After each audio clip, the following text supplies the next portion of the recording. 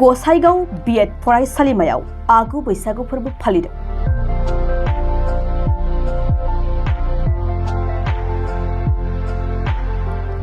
बिफां लाइफाङाव बिलाइ गोरलै खिलिबाय, दाउखौ गाबबाय, रंजालि बैसागु बोथोरा सौफैलायबाय। सेंग्रा सिख्ला बोराय बुरि बयनिबो गोसोआव रंजानायनि बोथोरा सौफैलायबाय।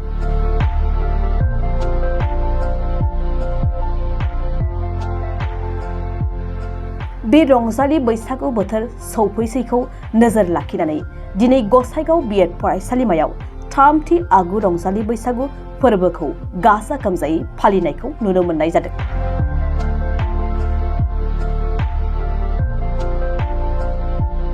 बे रंजालि आगु बैसागु फोरबो फालिनायाव गसाइगाव बिएड फरायसालिमानि गोबां फरायसाफ्रा बैसागु आरो बिहु मेथाइजों हायला हुइला मोसानानै रंजायो।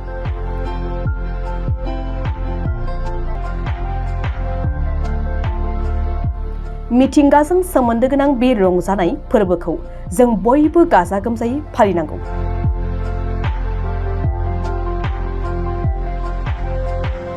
बे फोरबोखौ जों माब्लाबाबो बावगारलांनो नाङा होननानै गसाइगाव बिएड फरायसालिमानि गोरायुं डक्टर अजित बर'आ खौरां बिजोंनि सिगाङाव फोरमायो।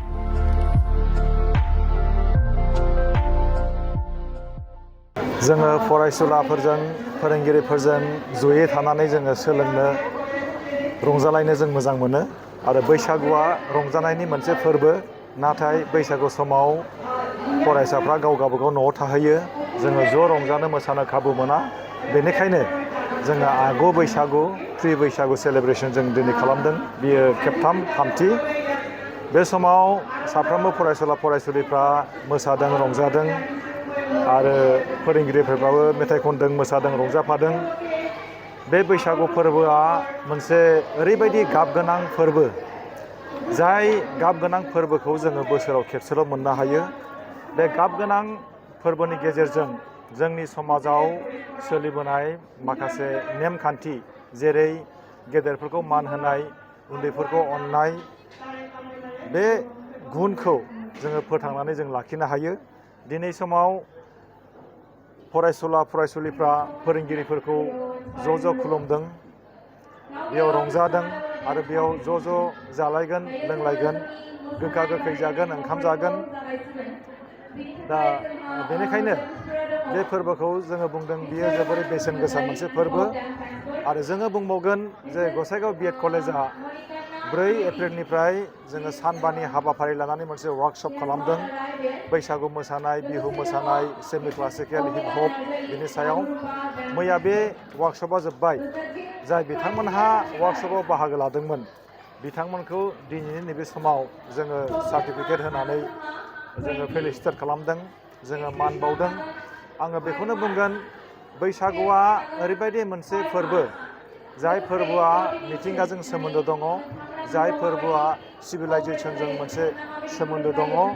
बे फोरबोआव जर'खायै जोङो नुनो मोनो दाउ खौवौआ जेरै मेथाइ खनफैयो। बे बैसागु फोरबोआव गासिबो सेंग्रा सिख्लाफ्रा गाब गोनां गाननाय जोमनाय गाननानै मेथाइ खनो, मोसायो, रंजालायो।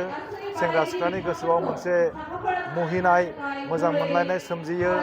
गावनि मोजां मोननायखौ सोरखौबा फसन्द जानानै थानाय, सोरखौबा गोसो थोनाय, बेफोरखौ मेथाइनि गेजेरजों बैसागु फोरबोआव बेरखांहोयो। बे बैसागु समाव जोङो जोंनि जे सिभिलाइजेसननि नेमखान्थिफोर, बेखौ जों गोसोखांनो हायो। बेनिखायनो बे बैसागु फोरबोखौ जोङो बयबो खुंनांगौ।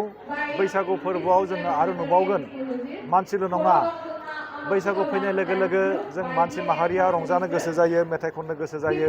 बिफां लाइफाङाबो गोदान महर लायो।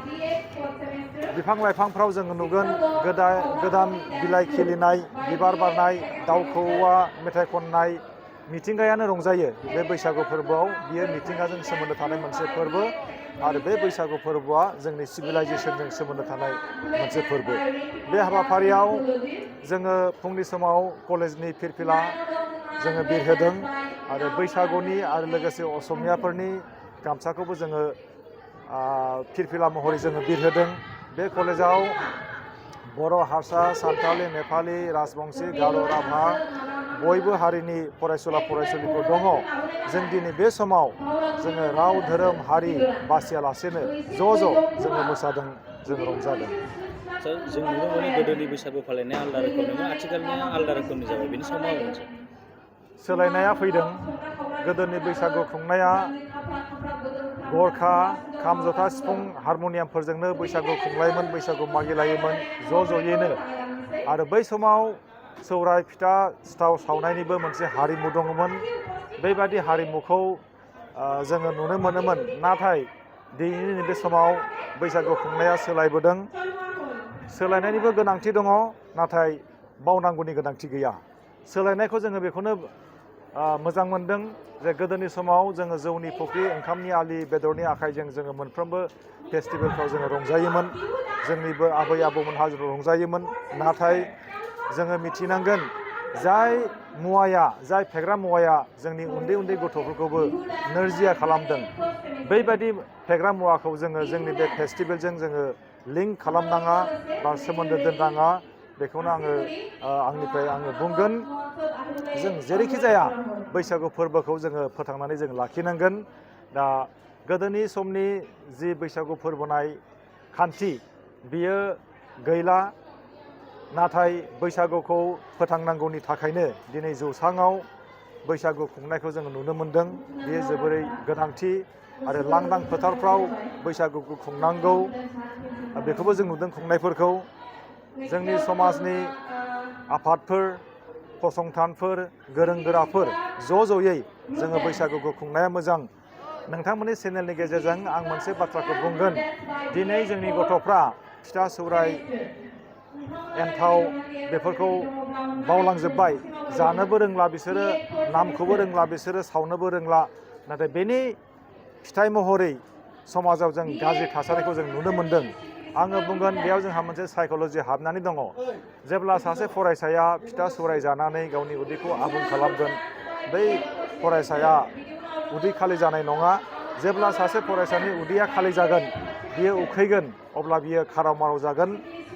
जायनि जाहोनाव बियो लामा सामायाव मोननाय, फुटपाथाव मोननाय फास्ट फुड आरो पेकेटिं बेफोरखौ जागोन।